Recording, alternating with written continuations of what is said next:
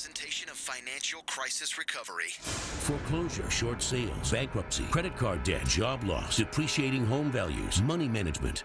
Peace of mind when it comes to your finances seems completely out of reach under current conditions, but there is a way to achieve it. For the next 60 minutes, you're going to find out how to cover your assets. Cover your assets. Now, here's nationally renowned speaker and expert on getting you on the path to financial strength, Todd Rooker. Good morning. Good morning. I am back from the grave nearly. I think I had an adult tonsillectomy last week, and they told me I wasn't going to be able to talk for 10 days. I got the surgery on Wednesday, and I was working in 3 days. So screw that stuff, huh? Good to have you back, Todd. Well, thank you. And I'm fortunate to have Jason Walgrave, our #1 top grade A real estate agent, helping me again today here. Wasn't sure if I was going to be able to carry it and put enough pressure on this mic to be able to get people to hear me. So hopefully you guys are all out there and able to hear my voice. Check us out online. This is Cover Your Assets, CYA21.com. Today we're going to be talking about strategic default. So whether you're considering, walking away from your home, there's a lot of folks who are upside down severely in their mortgages, 50, 100,000 plus upside down, wherein their value of their home is significantly less than their outstanding mortgages, and they're considering walking away, or they've been told by the bank that if they have any hope of getting a modification, they got 6, 7, 8% interest rates, and they want to be able to get a reasonable interest rate, but the only way they have any hope of a modification is by missing a payment, and so they are considering what is now known as strategic default in an effort to either walk away from their home and retool and buy a home whose value is worth obviously as much as the mortgage, or trying to get a modification. A lot of people out there considering that today, and we're going to be talking specifically about that, all the implications related to it, the length of time it'll take to recover, how to position yourself for future financing, a topic that I think is very much at issue in today's world. So, Jason, let me ask you, do you see a lot of people out there who are considering this so-called strategic default? Absolutely. Yeah, we do. And we get, we have a lot of people that are listening or that call in or come into our offices, and they want to know, what does it mean? What does it mean to do this? Or, they want to know what their options are and the implications of, pursuing one of those options. Well, a strategic default, it's an interesting term that 10 years ago no one would ever even have heard of. From the bank's perspective, which is maybe the best way to begin, the bank perceives that more than 50% of the defaults, meaning of the people out there who are missing payments, the bank's perception is that more than 50% of those people are strategically doing so, in so much as from the bank's perspective. And remember, the bank's perspective is this, and this whole thing poses a real moral dilemma for a lot of people who are the do the right thing, pay the bills on time kind of folks, but they know that their home is so upside down and so underwater that possibly not in their lifetime are they going to see the value of that home come back. So from the bank's perspective, look, they don't care about that. You signed on the dotted line to make these payments. And from their perspective, a strategic default as a definition is if you have enough money, whether it be in your retirement account, whether it be in your kids' 529 plan savings, they don't care. If you got enough money to make another payment and you choose not to make that payment by utilizing those funds, then that is strategic default. Mm-hmm. And so their definition and our definition could be very different. But it also gives you a perception of how the bank feels about them, which is they don't like them.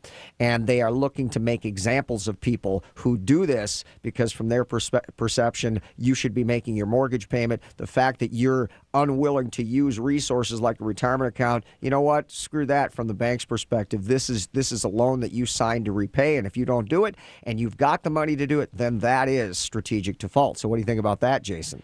Well, I don't agree. I don't agree. I think that it amazes me that the bank's definition of strategic is using every last dollar that you have, using all your savings and your 401k and your retirement and your kids' college funds, and that's not Yeah, well, and you know what? For a lot of people, the irony is they're doing exactly that.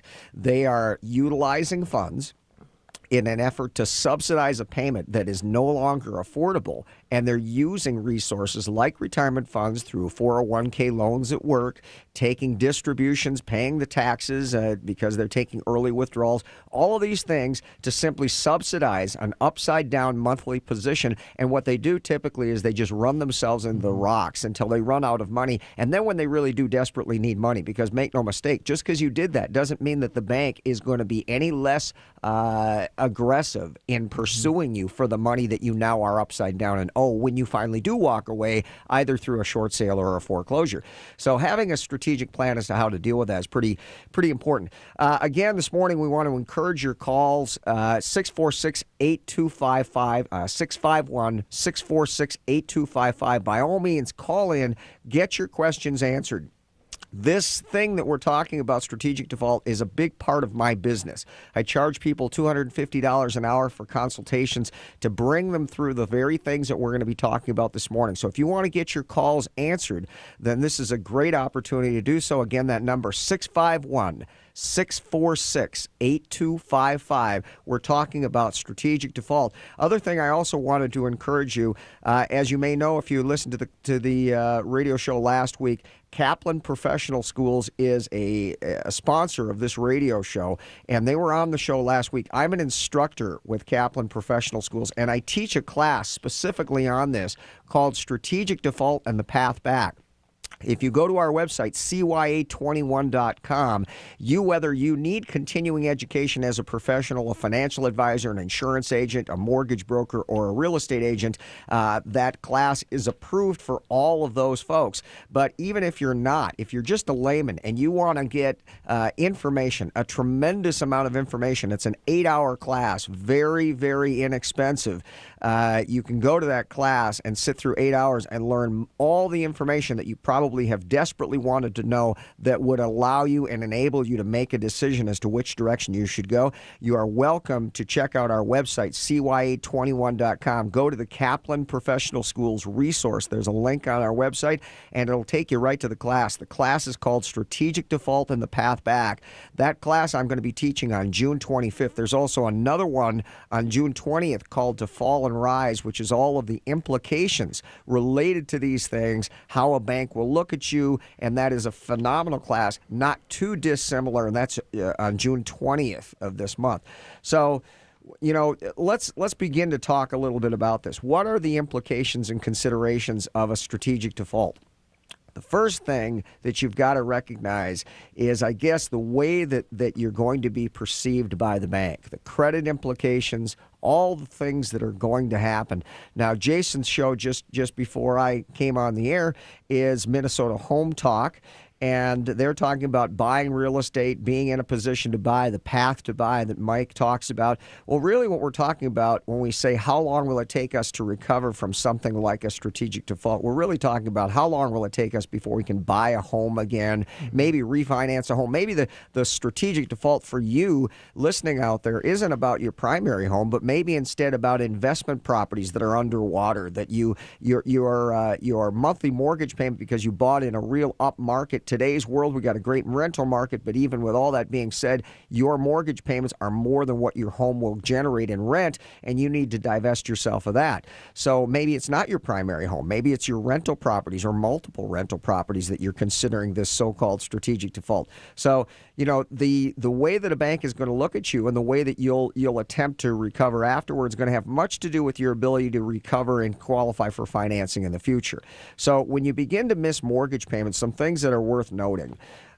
Credit scores are not the end-all of financing. It's not just, you know, hey, do you have a 700 credit score? Now you can get a great interest rate and qualify for financing. There's things like a missed mortgage payment. Just one missed mortgage payment in the last 12 months, Jason, those things alone could disqualify you from financing for at least 12 months, or at least for prime financing, yes, right? It can. Yep. Yeah, so, you know, the minute you miss a mortgage payment, you got to recognize that your world will change overnight in terms of credit and financing. So if I've got 7 credit cards that I've never missed a payment on, and I miss a mortgage payment, Is it possible? As a matter of fact, is it likely that I may find that every one of those credit cards that I still have not missed a payment on may actually decrease my available credit lines back to exactly what I owe, and literally overnight, by missing one mortgage payment on whether it be my primary homestead or an investment property, could I see my mortgage missed mortgage payment cause every one of my outstanding credit cards with minimal balances scale my credit lines back to exactly what I owe, or available credit lines that used to be $10,000 go to $500 and $1,000. Could you see that happen? Jason, have you ever seen anybody that happen to? It happens all the time. It does. It does. And given that that is the case, you literally should expect that that should happen. You never build strategies around things that have, possibilities of success. You build strategies around things that are reasonable. So if we know there's a reasonable probability that this could actually happen, you should expect that it should happen. How much can one missed mortgage payment cost you in your credit score? More than 100 points. So you can go from a 700 credit score, which will give you Alt A or A minus financing, 740 going to probably get you the best interest rates that are out there. Remember, it's not just about the credit score, a whole lot of other things that are involved. But you miss one mortgage payment, you could go from pristine credit literally to garbage subprime financing overnight by missing one mortgage payment. When do you miss a mortgage payment? When you become 30 days late. Once you're 30 days late, that's where it becomes an issue. So, if your mortgage payment is due on June 1st, you miss the payment, you'll become delinquent as it relates to credit July 1st of the following year. When that happens, or following month, when that happens, immediately your entire credit situation changes. And so you need to be prepared and lock yourself down. We got a caller on the line, Larry, calling us property and health issues. So we're going to take this call with Larry. Larry, go right ahead. You're on the air with Cover Your Assets. How can we help you this morning? Yes, good morning. My wife has a property. She can't sell it without taking at least a $100,000 loss. She recently had a health problem. We're trying to deal with her bank to get some kind of different rate going with her mortgage. She's never missed a payment.